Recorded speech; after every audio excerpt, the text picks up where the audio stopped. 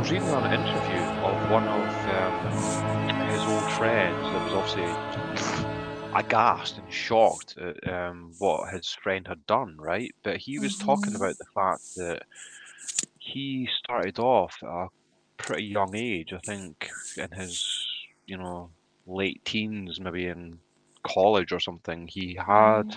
a habit of playing pranks on people where he would sneak into his friends' rooms and Yeah. hide in the wardrobe, I know, for right? ages, for like the whole afternoon, you'd be Yeah, hiding. I know. and then just jump out, right? Surprise. Yes. Yeah, he was well known for that. That's right. When he went off to college to study, there were five of them, five best mates. They shared a house, and Mm, Russell was known as the prankster, always yeah. jumping out, playing tricks Mm. on people, frightening people, boo, that sort of thing. Yeah, so he's always had uh, It's obviously that connected, right? that playfulness has Obvious. become distorted, hasn't it, over the years, right? It's already in his character. If he'd remained a nice, decent guy, that would have been fun, but it became distorted over the years, didn't it? Yeah, Mm. yeah. And I think you might have seen this the same interview that I've seen then about his friend. They're best friends for 25 years, right? From 16, 17, right up until the point when his friend was watching the news one day, and he heard Russell Williams and murder, on the news, and he suddenly paid attention, and he couldn't believe it. He could not believe it. That's his best mate. Yeah, That will get your attention, won't it? I know, I know. This poor guy, he's been in several documentaries, and he sobs. I don't think he can believe it to this day. It's just utterly devastating. How do you come to terms with that, right? I mean, his wife has never given an interview. She must be Mm. obviously devastated. But should we talk a bit about his build up then? Why we think he? Yeah, I mean, we spoke about a few things on this, right? From what we Hmm. know. There's Yeah. not a huge amount to know about him, right? But we have probably enough, right, to come up with a kind of theory as to what was going on with him, right? Yeah. What was Hmm. turning the cogs in his mind, and I think Hmm. it's something pretty strange. I mean, I was surprised to learn. I never knew this about him until a week or so ago, and I started doing a bit of heavy duty research. But and this is from a reliable source, his best friend that I'm referring to, and he said that he had this girlfriend, Russ, and this girlfriend. They'd been together for a few years, and he was really in love, and he thought that she was really in love with him, but she broke it off. I think he was about 22, so they'd been going out with each other for a few years. But when she broke it off with him, he was utterly heartbroken. And from the age of Right. 22 to 29, he did not have a girlfriend, and he wouldn't even entertain talk of having a girlfriend. It was just off limits. This really profoundly affected him, That's and quite a long time, isn't it? it is for a guy to be in his prime. Especially at What that do age. what do young men do? They want to have girlfriends and do things and have fun and all of that. But that was completely off limits with him to even talk about it, which is very, very unusual, isn't it? It's very odd as well. And when Um, did he decide to start a venture into a kind of a military career?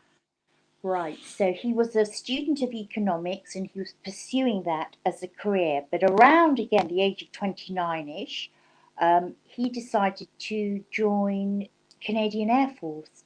He decided to switch from economics and pursue that. That's And quite a switch. it is, isn't it? And but going back to this self-imposed no girlfriend issue that he had for nearly a decade, highly Mm. unusual, highly odd. I can kind of, in my mind, it's just my theory, and we've spoken about this, haven't we? Hmm. That he he became his own girlfriend in a way.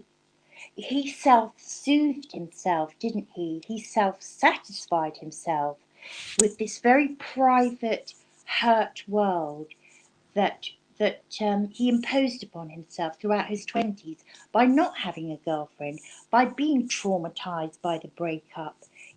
I think that's the beginnings of him. I mean, you know, we've seen the Losing his photographs, mind. haven't we? We've seen the photographs. He Yeah, is wearing female underwear. yeah, He is It's pleasurable to him. It's his titillation, isn't it? It's his I presume he commits several sexual self acts upon himself as he's dressing up. It's all part of this um, yeah. I think very that came out. private ritual. Yeah. That came out in the trial that he was doing that. This kind of leads on to the kind of theory that we're speaking about that we have about him, Mm, which is pretty much like this. right. I think there's a definite homoerotic thing going on with Russell, right? Mm-hmm. Which might sound counterintuitive, right? Because he's the archetypal macho soldier, Mm-hmm. right? Yeah. Mm-hmm. Um, but to me, I think it's kind of obvious, right? Just by what we know and looking at those pictures, right? Mm-hmm. That he enjoys exhibiting the feminine, right? There's no Yes. other reason, right, that he was doing that. There was something concrete there, right? He is enjoying himself in Mm-hmm. this female attire, right? It's Yeah. obvious, Thoroughly right? enjoying himself. And he collected like female underwear. He had amassed a huge amount of. It wasn't just a handful of places that he sneaked into. Like he had a habit of doing this for a long time, right? Yes. He had Mm-hmm. amassed a few drawers full of female underwear, right? Hundreds of items of not just bras and panties, but bathing suits, shoes, sex toys, photographs that he'd broken into houses and rummaged through family albums and removed pretty girls and young women.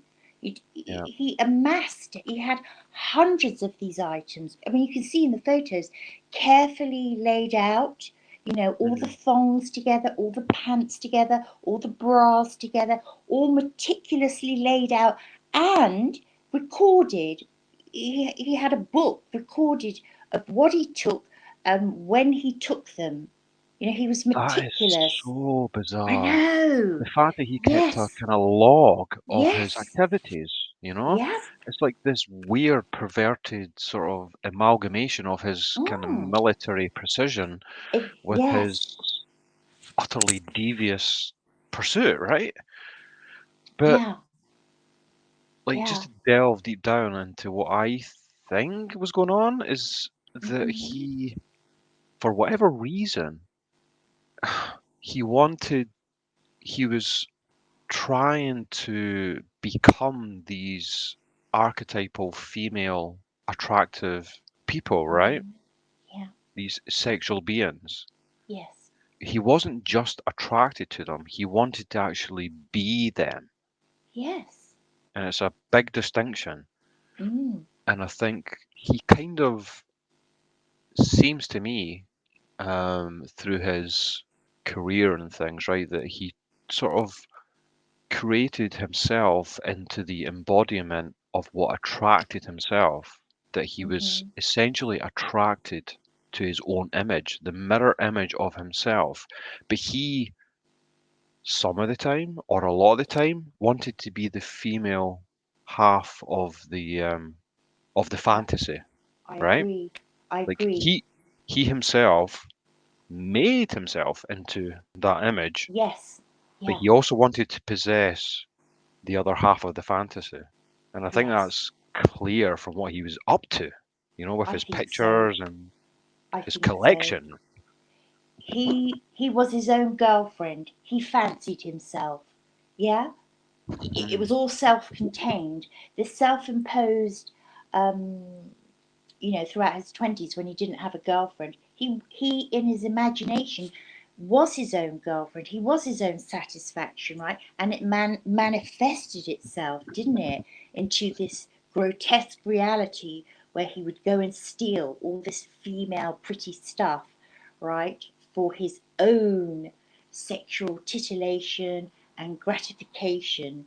I do think that those photographs, he's so he likes what he sees, doesn't he? He's rather fetching and delectable, isn't he, when he's got the little bra and panties on?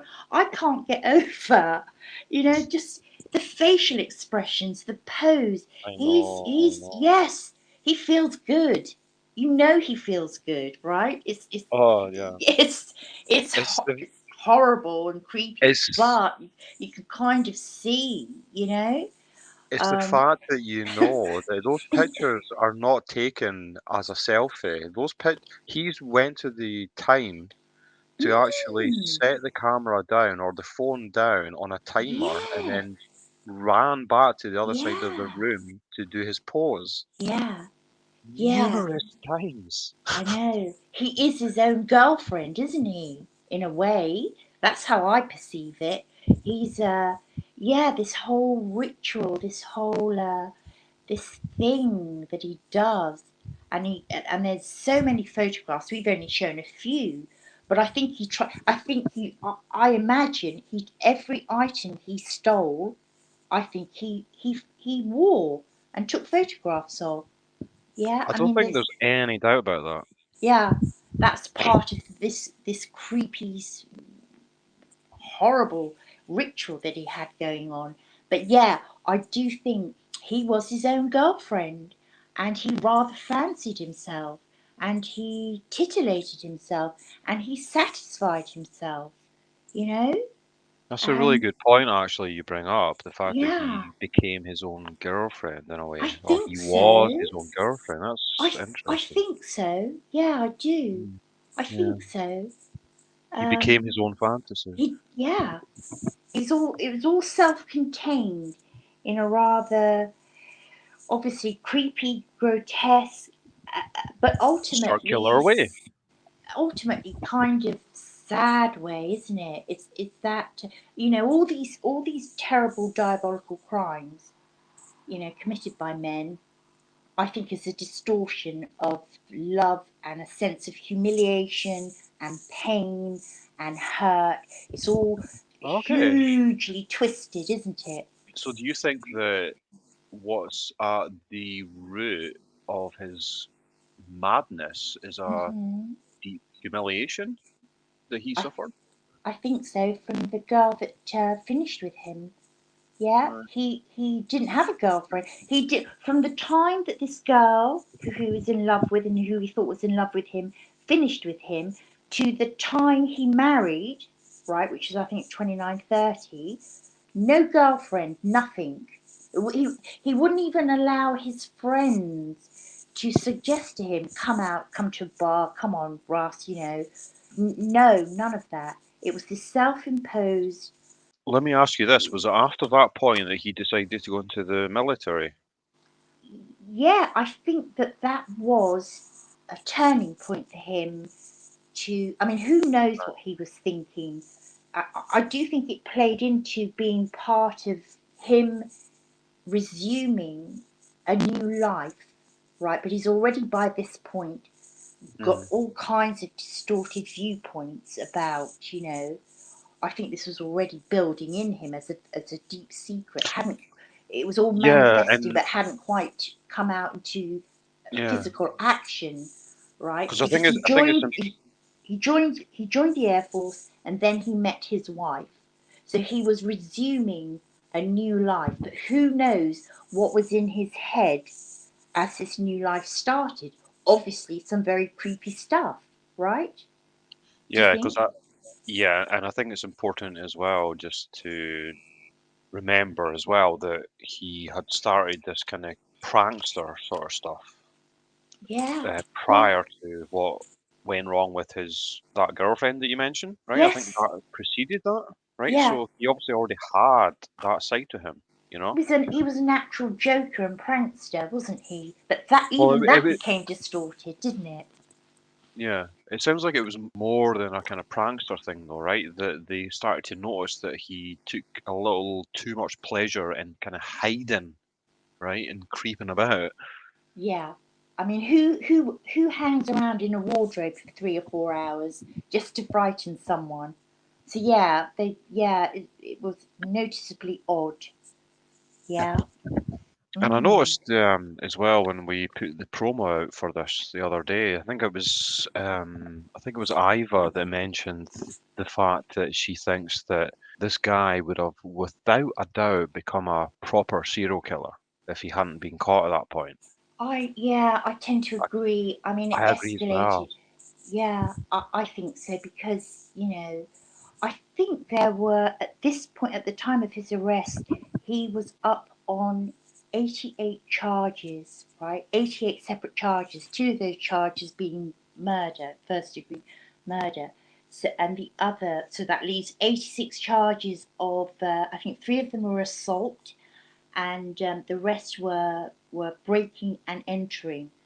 Um, and it's really interesting. I saw a documentary with a map of the where his little cottage was, and it showed all the houses that had had underwear stolen from, and it's just this big circle, right? And right in the middle Like a is bullseye. Russell's. Yeah, Yeah. yeah. When Russell Williams was at his cottage in Tweed, a multitude of bizarre break-ins would follow. Women's lingerie and underwear stolen.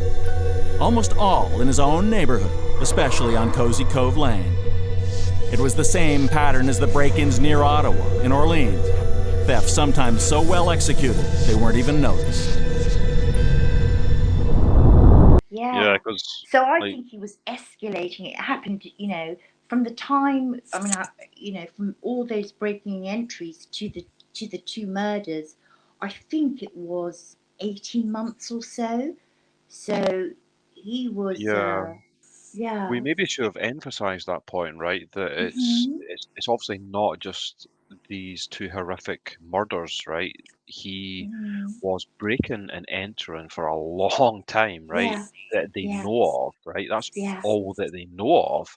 But Yes. you just know that it doesn't just start from there. It's obviously a No. build up, right? So God only knows how long he was doing that breaking I and know. entering stuff, you know?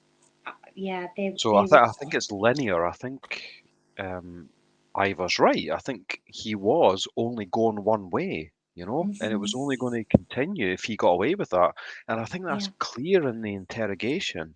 He's completely like from the first kind of 15 minutes of that interrogation, the questions that are coming at him and the information that's coming at him, and you can just see from his responses and Mhm. his posture and his facial expressions that he was only going one way if they hadn't seen his truck, right?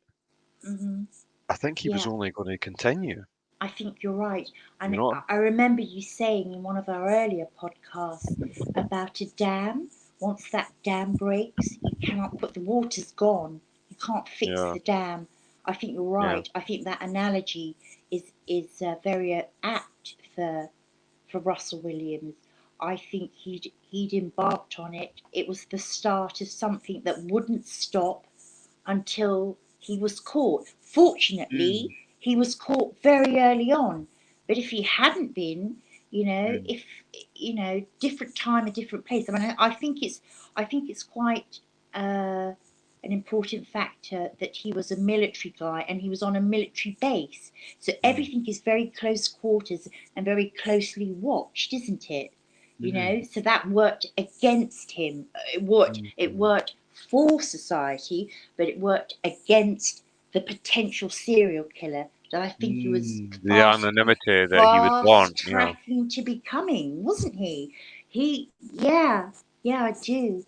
But isn't it interesting though that because he was caught very quickly and arrested very quickly, it's almost as if yes, he had embarked on it. Yes, the dam had broke, but he was caught so quickly that he was almost, rather than doing this for years and years and years, where you enter into complete and utter madness, he just stepped into it quite quickly, and he was able to step out of it in a way quite quickly. I mean, 9-hour interrogation, he told everything. He told the truth, right? Am I making sense? Yeah, That yeah, but process of madness. it was only because of the unique circumstances with that particular interrogation that Hmm. he happened to walk into Jim Smith. I Right. think if that had been just a kind of average or a typical interrogation, I don't think he would have confessed to that degree. No, I I think, don't think yeah. so either. I think Jim Smith was key to that interrogation. Um, But but just talking about what he was potentially capable of hmm, continuing to do, yeah, like it's essentially an addiction, I think, right, yes, for these people, right? But it's the most gruesome of addictions. it is. Yeah. Like any addiction, unless you get help for it, it's only going to ramp up and ramp up, Hmm. And Yes. he was always escalating, from the Yes. prankster to the creep to the breaking and entry and then to the rapist and Mm, murder. It was only yeah. going to the only way he could keep satisfying himself was to continue doing what he was doing, right? Yes. Yeah. For his brutality to become more potent. Fortunately, he was stopped in his tracks, wasn't he? The Yeah. addiction, whilst he was becoming um, addicted to it, I don't think he was at the desperate level that we see many of these serial killers become. It's really fascinating to view it like that, because I do think he would have been a serial killer, right? I think we're both agreed on that. If Hmm. if he hadn't been caught, um, yes, in terms of the human condition and human nature and human grotesqueness, it hadn't quite fully um, engulfed him. I think You think? it was this. I don't think it fully, no, because the more they do it, the more I don't know. gruesome. The more gruesome. Uh, Yeah, I kind of think But like, I don't know. I mean, he. What do you mean by that, though? In terms of fully engulfing him? In terms of, do like you he was think he was going to absolutely do worse things? compelled. Yeah, I think he would have escalated. I think he would have killed killed more, and the time between each kill would have got shorter and shorter because he Oh yeah, I was. agree with that. Yeah, that's what I mean. But I mean, because he was stopped only after 2 killings, it Hmm. hadn't that total madness. I mean, of course he's mad, isn't he, to do the things that he did, but to be utterly consumed by it, I don't think he'd arrived at that point yet. That point would have come, I don't know, 4, 5, 6, 7, however many he would have gone on to kill, Here's right? the here's the question though, right, that we've kind of touched on before is that Mm-hmm. isn't it so unnerving Mm-hmm. and kind of strange to observe the fact that, like, in the first 5 minutes of that interrogation, if you're being honest with yourself, right, would you know that he doesn't scream alarm bells, you know, in those first 5 minutes of the interrogation of being a dangerous person, right? How is someone like that capable of proceeding through life in a normal way, I know. right? And kind of having this separate part to their life that they can Mm. somehow keep in a box over there, and then they have their normal life, right, where everything is the way it should be, and they have their secrets in a different box hidden away. I know. How are This they is capable of doing that? I know this is what is so chilling, that they can resume almost immediately a normal a normal day after the event. On the second murder, right? He he kidnapped this woman from her home. She was reported missing from her home. He actually bound and gagged her, duct taped her up, took her alive to his home, right?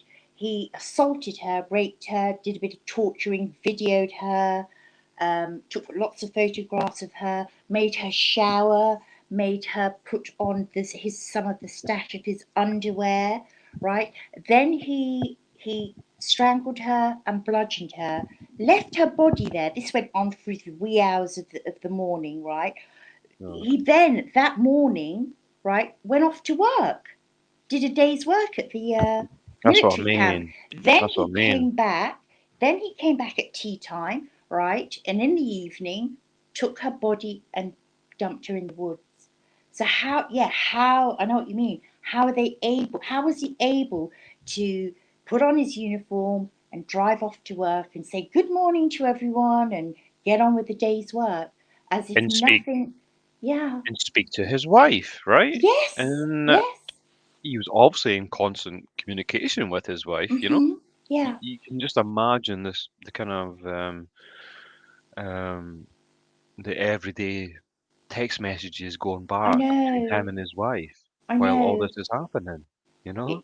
It is both chilling and fascinating to consider how a human being can do that, and that is what the fascination is for me. I remember the very first serial killer book I read. I think I was only 15 at the time, buying these books. My first book I bought was about the Yorkshire Ripper, um, who murdered 13 women.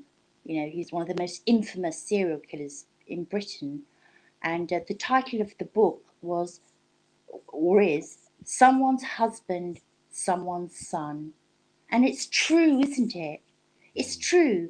These people who commit these horrific acts, they're someone's father, someone's son, someone's brother, someone's uncle. And I try and relate that. That's in my attempt to understand. I mean, I'll never fully be able to understand, but I'm attempting to.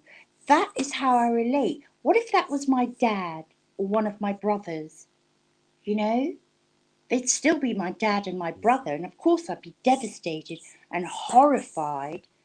But this is what makes them human and very very sick, Mm. right?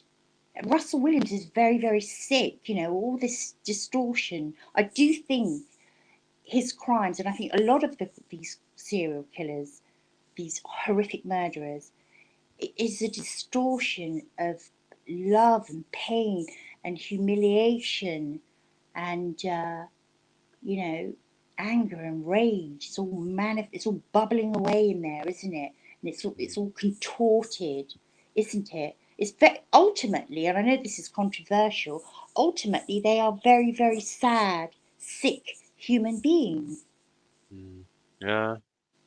Yeah, who are not monsters, but who commit monstrous acts. You know, Yeah, that's the thing. I it's guess it sobering, isn't it? It's very depends. sobering.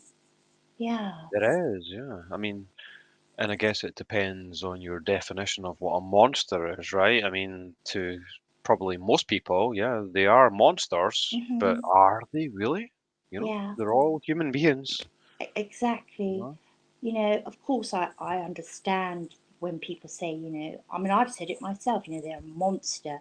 But, you know, when you sit and think about it seriously, of course, I understand that emotional side of it and the intellectual argument you can have about it. But ultimately, they are human beings, aren't they?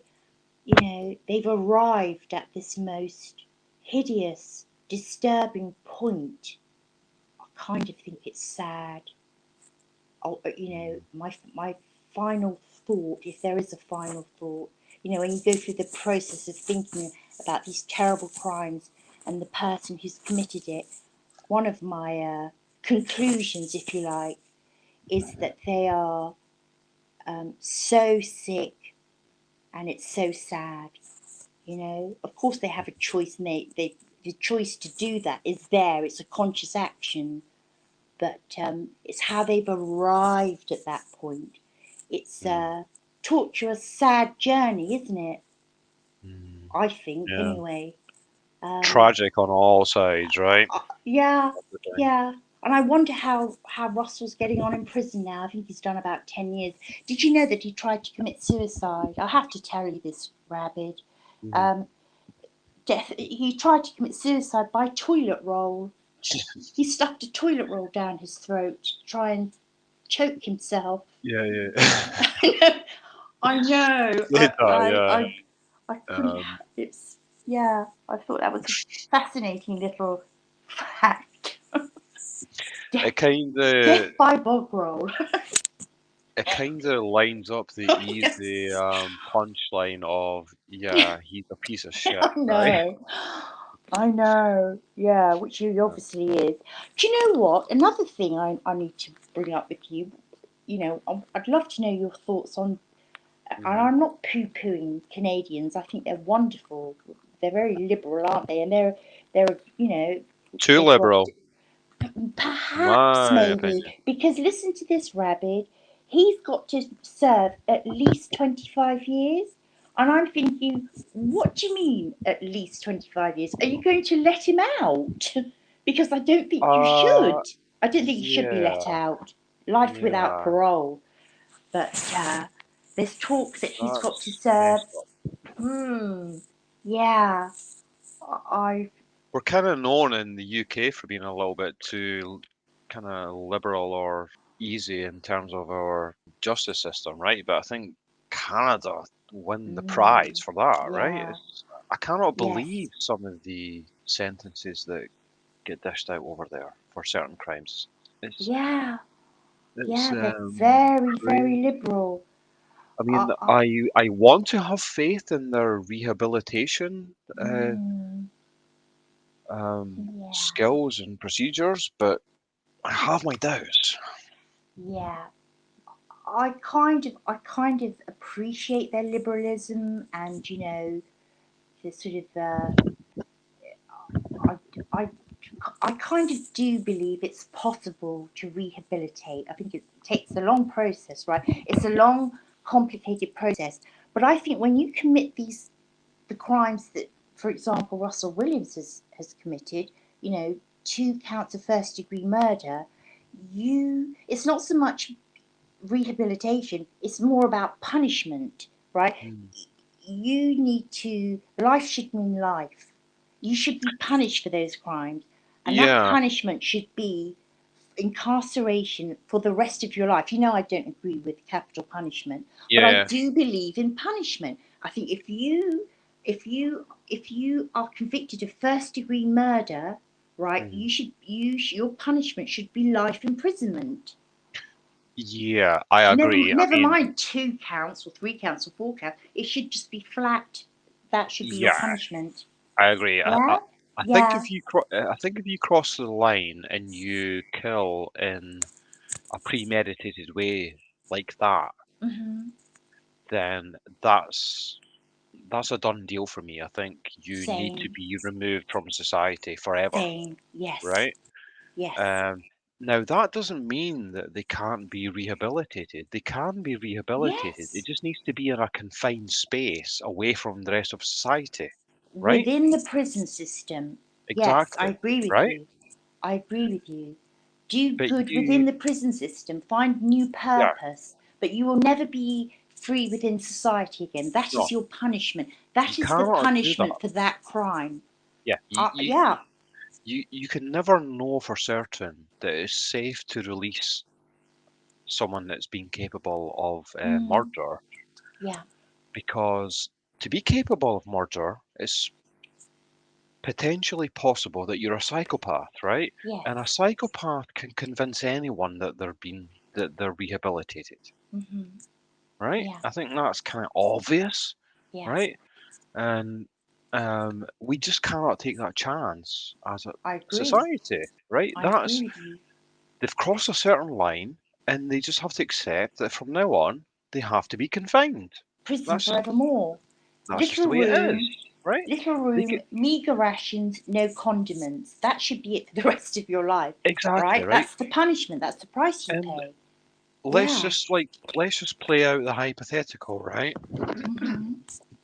So the hypothetical is that someone has killed someone, right, in a malicious Right. way, and the key thing is in a premeditated way, right? Because that's Yes. the key difference, right? Um, so they've been convicted of that, and they turn out to be a model prisoner, and they fulfill all the criteria for being rehabilitated. That's fine, right? But Right. they do not deserve to be in society. They can Correct. still have um, a certain level of contentment and pleasure in life by being confined in prison. That's still possible for them, but they Yes. need to be in that little space over there, right? Away from Yes. the rest of I us. agree with you. I agree with you. Ed Kemper is, I think he's served nearly 50 years in prison. He's in his 70s now. He was first incarcerated, I think he was 24. He's a model prisoner, and he's done great works within the prison system. He Hmm. has written programs to help in the rehabilitation of other prisoners. He's got a new sense of purpose. And even though he may technically, be assessed as never being able to kill again, that doesn't, that's good for That him, can never right? be But it's known, though. not, but it's, yeah, exactly. So even hypothetically, we say, yeah, he's still, I don't think he even goes for parole now. It's always refused. It's the process, it's a Mm, strange process.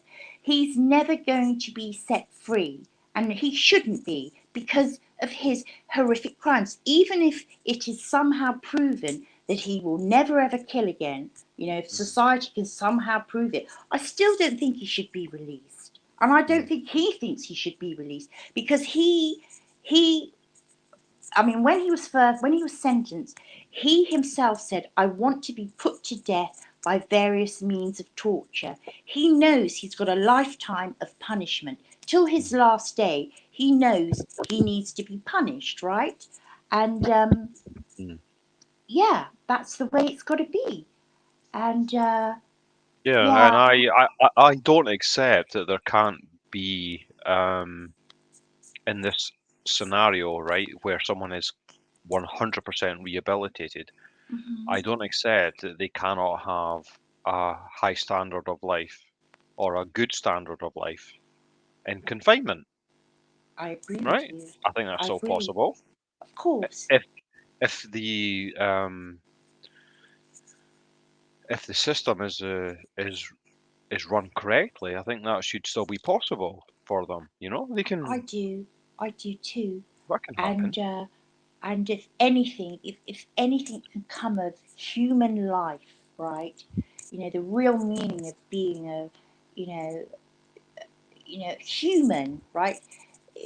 For all of those terrible, terrible murderers, if they can find, ultimately, if they can find their own personal redemption, that has got to be the ultimate, Mm, that any human being can achieve, right? mm, To find, I mean, people might argue against me. I know there are people who think that these horrific killers should be killed and, all manner of horrible things done to them. They deserve it. Well, I can kind of agree with that on an emotional level, but when we're being serious and somber about human life, for mm, me, for that one person to have been so grotesquely disturbed and sick, for that mm, human being to find their own peace, if not forgiveness, but some sort of peace within that wretchedness, I think that's a mm. good thing. So that was the case of Russell Williams. Yeah. A Hmm. very disturbing case, right?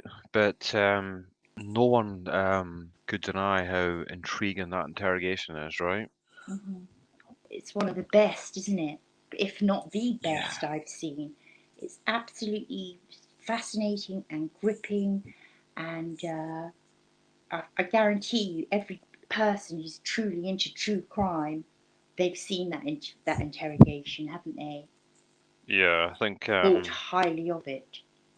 It's one of those cases that I think pretty much everyone knows is it's just a showcase of how to do an interrogation essentially, right? It's a kind of Mm, masterclass of the technique, and us as amateurs just viewing it yeah, is interesting. very, very interesting. Let's think about the human condition, this project that we're kind of embarking upon, Alice. What are we going to cover next, do you think? Because I think we're both kind of thinking we should cover something other than true crime next, right? What should we Well, talk about next? we love to talk about anything and everything, don't we, Rabid? Yeah, I'm not, I'll never be true crimed out, you know that. But perhaps we were talking the other night about Jordan Peterson and that very famous interview with was she from Channel 4? She was great, wasn't she? Yeah, Do you know the interview I'm talking about? I'd so love to glad you brought do that up. pay homage to Jordan. We both adore him. I'd love to do something like that. I'd love to discuss God of the universe and entropy. I'd love to talk about Elizabeth Taylor and Richard Burton. Let's do something that's not true crime.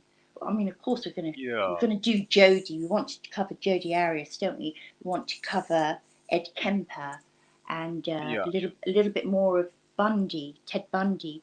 But I'd love to explore, you know, the numerous other subjects that we have explored over the years. We're both Let's interested in. let's do Yeah, some of that. Yeah, yeah. yeah. I'm definitely going to push for the next true crime one to be Jodi Arias. I'll do my best. Same, I think Ed same. Kemper is also one that Yeah, would be interesting to look into, right? yeah. Doesn't get any worse than a serial killer, and that I find immensely interesting. Should we do Jordan Peterson next? Yeah, Pay homage to because Jordan. the interview that you're talking about is the Channel 4 interview on Hmm. UK television with Jordan Peterson. Wonderful. It's And wonderful. I think anyone that knows about Jordan Peterson knows that he's gone through a tough time in the last two, Hmm. 3 years. Yeah. Um, Hmm.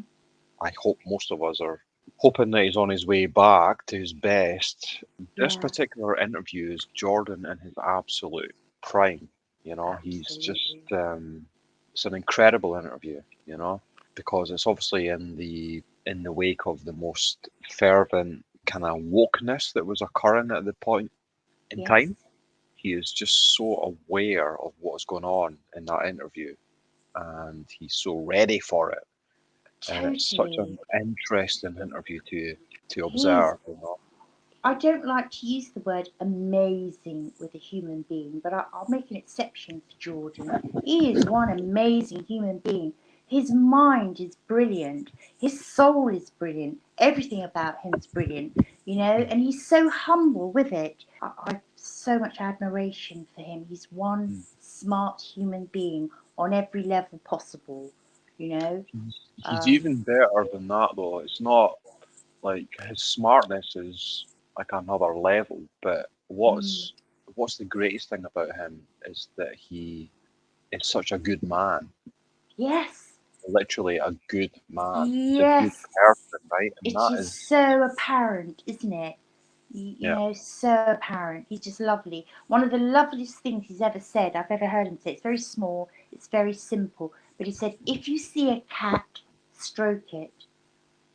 That's when I fell in love Mm. with him, really. I know what he means. Well, I know you love cats. I do. They're the most beautiful creatures on this earth. And we could do a whole podcast about cats. You actually convinced me because, Mm, like, for so many years, I was of the opinion that dogs are a man's best friend, right? they are. They are. Hmm. And They're that beautiful cats too. are rather selfish. That was my opinion, right? Hmm. If you were a pet owner and you happened to have a cat and Uh-huh. you fell over dead, then a cat would just walk away, whereas a dog would pine for you, right? Yes, the dog would But pine for you. The cat would give you a little kiss on your cheek and go on its merry way, a little think, bit sad. Yes. Yeah. well, Yeah. you gave a really strong argument as to why Hmm. cats are a little wiser, maybe, right? They're just so beautiful. I could be having the most miserable day possible, and if I see a cat and it comes to say hello to me, and they invariably always do, because they know I'm a cat lover, they can spot you, right? Every cat person will know what I'm talking about. If a little cat comes over and gives me a little rub on my leg and a little purr, oh, my mood is lifted instantly. It's instant joy. It really is. So, yeah, what a lovely note to end on. Pretty cats. They don't need language. We need language. They surpass that. Human beings aren't as smart as they think they are. You know, we're technologically advanced, but the animal kingdom is like it's in term, if you relate it to a human being, they have supernatural powers. So, Rabid, when you see a cat, when you next see a cat, stroke it. I will do that. I think that's a lovely note to end on, and it's always lovely chatting to you. It's always interesting and thoroughly invigorating, and I so look forward to our next conversation. I thank you, Alice. Thank you, Rabid. Take care. Good night. Good night.